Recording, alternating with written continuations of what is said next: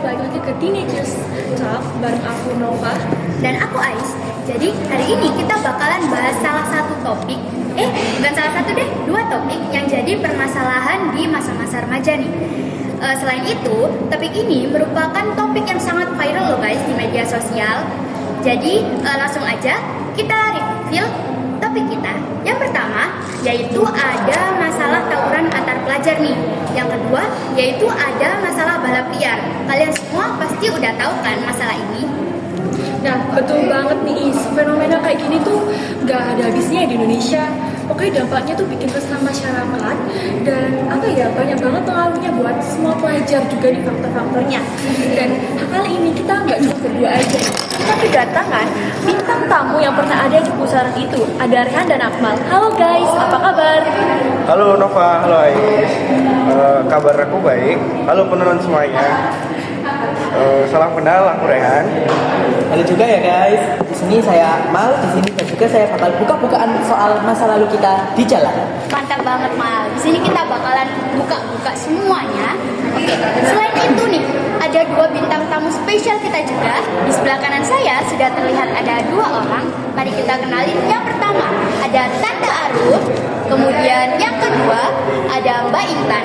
Nah, mereka ini guys merupakan orang tua dari pelaku yang mengikuti balap liar ataupun tawuran. Selain itu, di sebelah kanan saya ada juga Mbak Intan, merupakan orang tua, merupakan saksi yang melihat secara langsung nih tawuran dan juga balap liar itu bagaimana. Oke, halo Nova dan Ais. Terima kasih ya sudah undang aku ke sini. Halo semuanya, senang bisa ikut berbagi cerita dari sudut pandang warga di sini. Oke, kita langsung aja nih, gak lama banget ya. Kita langsung aja gas ke Rehan dan Akmal. Nah, Han, Mal, kalian sekarang kan pernah ada tuh di pusaran hal itu tuh, di faktor-faktor negatif itu. Kalau bisa diinget-inget lagi nih, Rehan dan Akmal, kira-kira sebenarnya apa sih membuat mereka dan kalian sendiri kenapa bisa melakukan hal tersebut? Dan emosi kalian saat itu tuh kok bergebu-gebu atau gimana gitu? Boleh coba inget-inget lagi dan jelasin ke penonton dan kita ini enggak? Kalau dari pengalamanku sendiri gini, sebenarnya kita ikut-ikutan juga bukan karena mau, bukan karena pengen juga, karena kita itu kayak terbawa sama lingkungan kita, kayak anak-anak tongkrongan gitu pada ngejakin ayo gini, pasti kita itu bakal ada rasa buat ikut gitu. Terus juga ada kalau misalnya kita mau nolak ajakan temennya kayak gitu, itu pasti rasanya gengsi, gak enak gitu rasanya, jadi pengen usaha ikut lah. Nah terus gara-gara kita tongkrongan kan satu sekolah tuh, biasanya tuh ada rivalitas sama sekolah lain. Karena itu sampai ejek-ejekan di media sosial. Habis itu ya saling menantang lah di media sosial. Jadi saling panas satu sama lain, akhirnya bisa terjadi tawuran itu tadi. Nah, sama kayak aku nih di dunia balap liar Nova. Awalnya cuma karena hobi modifikasi motor. Awalnya cuma modifikasi mesin, Velg aja gitu ya. Tiba-tiba ya tertarik gitu ikut balap liar karena ingin ngerasain gimana sih rasanya ngegas di jalanan yang Kenceng banget gitu ya. Kenceng gitu, Ekstrim. bener-bener ekstrim. Nah, apalagi para anak muda ini tertarik karena ada taruhannya. Mereka juga bisa cari uang di situ. Tapi ya meskipun cari uang tersebut adalah uang yang tidak baik untuk digunakan lagi. Padahal kalau dipikir sekarang dampaknya itu bisa ngerugiin orang lain, apalagi kalau kita kecelakaan atau nabrak orang lain yang nggak sengaja lewat, itu kan kasihan kepada mereka yang jadi korbannya. Dan juga ini bisa mengganggu warga desa yang takut kepada knalpot, brong, dan juga paling banyak itu bisa bikin orang tua itu stres mikirin kita itu ada di mana, karena kita juga keluarnya itu kan pasti balap liar itu pasti malam. Mungkin cari jalanan yang sepi gitu ya. Iya. Tapi tak dulu Akmal, dari Akmal cerita yang tadi tuh ya, pernah nggak sampai ketangkep polisi dan tidak langsung sama polisinya? Untuk pernah sidak polisi itu juga pernah sih. Mungkin ya saya karena agak pro bisa kabur dari polisi. Oh gitu ya, gitu. Wah, ternyata dengar langsung nih dari pelakunya itu bikin merinding ya guys. Jadi faktor utama yang saya tangkap nih dari kedua pelaku yaitu dari pergaulannya. Selain itu, gengsi dan juga emosi itu taruhannya bisa nyawa loh guys. Apalagi kalau misal kalian ketangkep nih, kalian ketangkep, kemudian kalian bisa dipenjara. Orang tua kalian pun pasti bakalan sedih nih.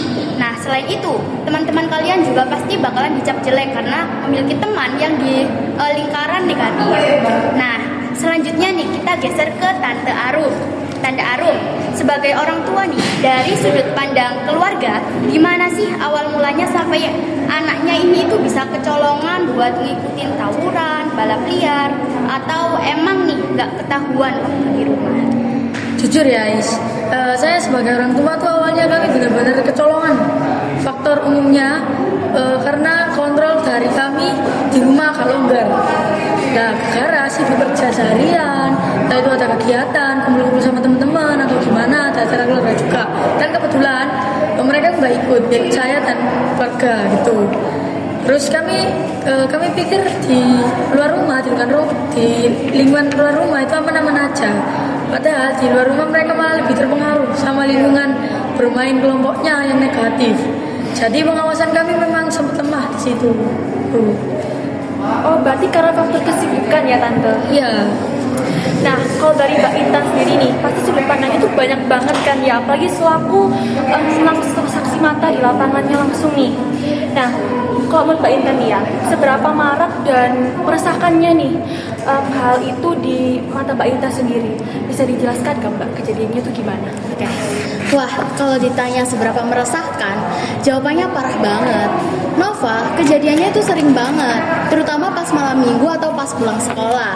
Dampak nyatanya itu merusak fasilitas umum kayak batu-batu bertebaran, jalanan umum sering ditutup sepihak buat balapan, dan warga sekitar kayak saya ini jadi merasa ketakutan setiap ada suara knalpot bising atau gerombolan remaja yang nongkrong. Tapi biasanya itu ditegur gak Mbak? Biasanya ditegur sih sama ketua RT, tapi itu kayak Lalu masih ngeyel. Iya, masih ngeyel gitu, masih diulangi kayak semisal nanti tuh kayak udah ditegur, terus mereka itu nggak ada gitu kan, terus tiba-tiba nanti kalau semisal ketua RT-nya udah nggak ada di situ, itu nanti mereka bakal balik lagi gitu. Tapi Jadi sekarang seperti masih aktif juga mereka? Untungnya untuk akhir-akhir ini tidak terlalu sih Kak, gitu. Oh gitu. Menyambung dari penjelasannya Mbak Intan tadi nih, jadi suasananya itu kan cukup serius ya di lingkungan sekitar. Nah, sebenarnya kan ada nih aturan dan juga tindakan dari aparat yang sudah ada. Nah, menurut pandangan dari warga yang sering melihat langsung, tindakan atau pengendalian hukum yang sekarang berada di jalan atau yang sekarang lagi jalan di masyarakat itu kayak gimana sih? Kalau saya amati ya di realitas masyarakat, tindakan yang berjalan saat ini mayoritas itu bersifat represif, alias polisi baru bertindak atau datang setelah ada kekacauan atau setelah kejadian penyimpangan itu ada. Cara yang dipakai itu cenderung koersif ya, atau menggunakan paksaan, fisik dan sanksi hukum seperti membubarkan paksa balap liar atau menangkap anak-anak yang ketahuan bawa senjata tajam. Iya bener banget nih. Seringnya tuh baru ditangkap pas udah kejadian langsung nih ya. Iya. Nah, kalau menurut Tante Arum nih ya, dari pihak lembaga sosial yang bener-bener interaksi banget lah pokoknya, yang deket banget nih, seperti keluarga maupun sekolah nih ya. Kenapa peran mereka tuh dirasa belum optimal dalam menangani kasus ini menurut Tante Arum sendiri? Betul Nova, kalau saya sendiri dari analisis saya sendiri, peran lembaga sosial seperti orang tua, sekolah, bahkan sampai lingkungan RT RW memang belum optimal dalam menjalankan lembaga ini. Terus lembaga keluarga atau orang tua kadang juga kurang memantau aktivitas anak di dalam rumah maupun di luar rumah. Itu. Terus pihak sekolah juga cenderung ambil jalan pintas nih dan langsung mengeluarkan siswa yang bermasalah tanpa ada pembinaan mental, dan kepolisian pun sering juga baru bergerak kalau misalnya ada laporan resmi dari warga sekitar kejadian tersebut. Itu. Jadi dapat disimpulkan tadi dari Mbak Intan jelasin bahwa pihak kepolisian itu sudah datang, namun dari para pelaku sendiri ini mereka masih tetap ngeyel dan masih melakukan hal tersebut. Nah, aku mau tanya nih kepada Rehan dan juga Akmal, kalian kan pelaku nih yang ngerasain langsung tindakan di lapangan. Menurut kalian berdua, kenapa sih penyimpangan jalanan ini kayak terus-terusan dilakukan? Padahal di Indonesia, kalian udah tahu sendiri resikonya itu bakalan ditangkap polisi ataupun dihukum di sekolah. Kalau menurut aku sendiri dari berdasarkan pengalaman yang aku lakuin ya, guys, kayak kita itu aslinya udah bolak-balik tuh diperingatkan sama RT RW, bahkan kita itu juga sempat ditangkap sama polisi. Tapi kalau misalnya kalau dari RT RW atau warga sekitar itu kadang cuma ditegur kayak gitu tadi yang dijelasin kayak Mbak Intan gitu. Habis ditegur kita emang buyar, habis itu kita balik lagi tapi agak nakal dikit emang. Terus kalau misalnya emang udah benar-benar kena polisi, itu kadang itu hukumannya itu nggak seberapa. Jadi kita kayak dibawa ke kantor polisi, habis itu tinggal buat surat pernyataan, habis itu manggil orang tua. Saya itu udah nggak diapa-apain lagi. Jadi kayak menurut aku sanksinya yang diberikan itu belum cukup buat kita jerah gitu. Jadi kita masih ada halah kayak gini doang, main lagi aja kayak gitu. Bener banget nih yang dia Mas Rehan nih, karena ya meskipun cuma diingatin, ya kita masih tetap pingin ngerasain sih gimana sih, kita pasti bakal pingin ngulang, apalagi hukumannya juga pasti bakal cuma gitu-gitu aja gitu. Dari kepolisian juga nggak memberikan hukuman yang begitu ketat gitu, dan apalagi faktor yang paling besar itu terutama dari pertemanan. Misalnya kita lagi nongkrong misalnya di mana gitu, terus diajak untuk mengikuti balap liar di suatu malam di jam berapa atau di jalan mana, nah itu juga kita pasti bakal tertarik. Dan apalagi ada iming-iming hadiah taruhan, nah itu pasti kita pasti ingin ikut gitu loh, karena kita juga bisa cari uang seperti yang sudah saya katakan di awal tadi. Ditambah lagi sebagai pelajar itu sebenarnya kita bingung kita mau menyalurkan hobi kita itu di mana. Apalagi saya yang suka hobi modif motor, itu kita nggak punya wadah positif untuk menyalurkan ide saya tersebut. Gitu ya. Berarti ada lingkaran setan ya di sana ya. Berarti kurang hukuman lebih lanjut, terus juga ada kurangnya pengawas dari orang tua dan lain sebagainya. Terus dari diri kalian sendiri dan diri mereka yang kayak gitu pengen banget itu ya. Oke. Terus juga nggak ada wadah positifnya juga. Nah sekarang nih ya, kalau menurut Mbak Intan dan Tante Arum, ada nggak rekomendasi yang benar-benar kayak positif banget dan kreatif banget nih yang bisa ditawarkan ke para pelajar dan sekarang juga dari Han dan Akmal yang pernah melakukan hal itu? Kira-kira ada nggak rekomendasi yang benar-benar kreatif dan positif yang bisa mereka lakukan nantinya? Oke, kalau dari saya sendiri nih ya, rekomendasi dari Tante untuk dari sisi pelajar atau remaja sendiri, tolong mulai sekarang buatlah komunitas yang positif. Kalian para pelajar bisa bekerja sama dengan pihak sekolah maupun karang-taruna di lingkungan rumah kalian. Itu juga nanti berdampak pada diri kalian sendiri dan lingkungan kalian menjadi lebih efisien lah, tidak kriminal atau ilegal gitu. Bisa membuat wadah yang legal, contohnya yang kayak tadi. Dan salah satunya bikin kompetisi modifikasi otomotif resmi atau turnamen olahraga antar sekolah secara berkala, supaya energi dan gengsi kalian teralihkan ke prestasi, bukan kekerasan. Itu ya. Baik. Jadi itu tadi solusi dari Tante Arumi selaku orang tua ya. Selanjutnya ini dari Mbak Intan selaku saksi nih. Bagaimana solusinya buat para pelaku-pelaku ini?